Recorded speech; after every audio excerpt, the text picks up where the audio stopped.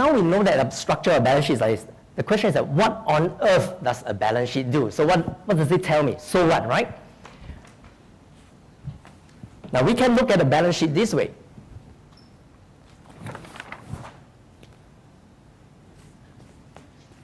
If we were to convert this into an expression, a linear expression or an equation, if you like it, can you help me to complete this? We say A is equals to what? E plus L, isn't it? E plus L. Or if we turn this around, we can say express this as E is equals to A minus L. Excellent. Now, so what is the point of this? What is the point? Going beyond the math. So what we are saying here is that when we look at the balance sheet, what it's telling us is one thing. What it's telling us here is that it says, look, your company or your business has got assets. Question, remember we thought there's a difference between accounting and finance? Question here is that there's money in here, there are assets in here. How did you get the money into the business? How do you get the assets into the business? So there are two ways in which you fund your assets. One, you get it from who? E represents the owner. Everybody says owner. Owner. And liability, everybody says lender. It's the only two parties, isn't it so? Either your own money, the owner's money, or the lender's money. So when we look at it from this perspective, it is simply what is called the funding perspective, how your business is being funded. Now, we turn and look at this, E equals A minus L. What is the big deal of this? The big deal of this is that, now have you been, when you read the papers, have you come across people telling you, come and attend my financial seminar, learn from me, I'll make you very rich. What gives me the authority to say that? Because I am a multi-millionaire. You read about this advertisements? Yes.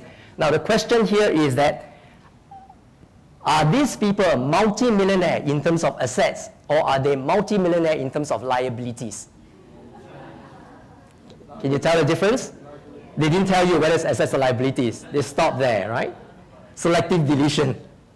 Now, so if you are multi-millionaire in both, you may not be multi-millionaire in what is called your net worth. Does it make sense?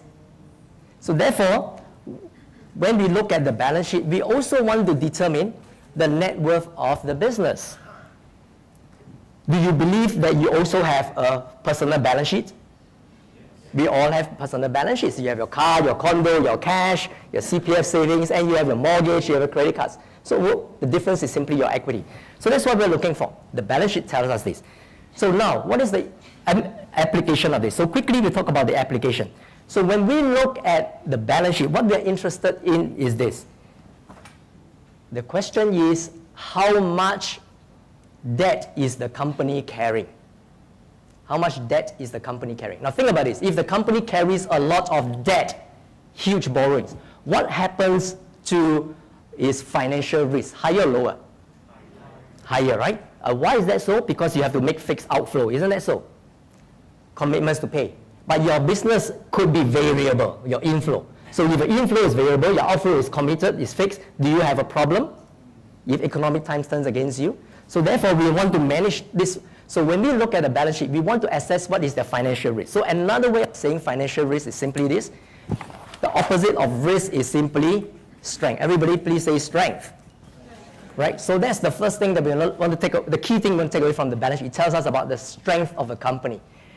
Now, very important, and we get it from the liabilities. What we want to do when you assess a company is this. You are trying to assess the financial risk or the strength of the company. Why? Do you want to do with a company that's strong or financially risky? Strong, right? Because you give credit, you want the company to be available to give you, to pay back to you in the future. So that's the important thing. You want to invest in strong or risky company.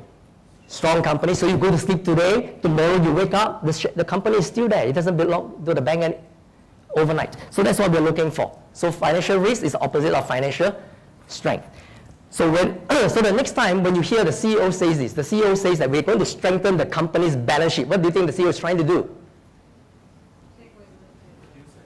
He's either trying to reduce the debt or increase the equity. Got it? So in other words, he is working on his financial structure. Everybody say financial structure.